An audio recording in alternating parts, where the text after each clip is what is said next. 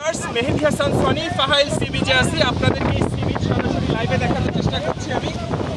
এবং আজকে আমার এই আনন্দঘন যে ভ্রমণ পিকনিক সত্যি অসাধারণ এবং অনেক মজার।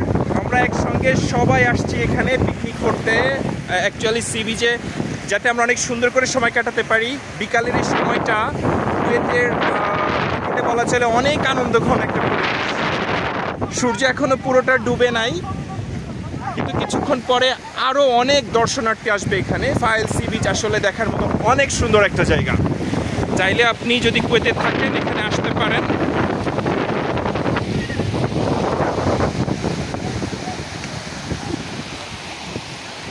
সকলে মন খুলে আনন্দ করছে, গোসল করছে।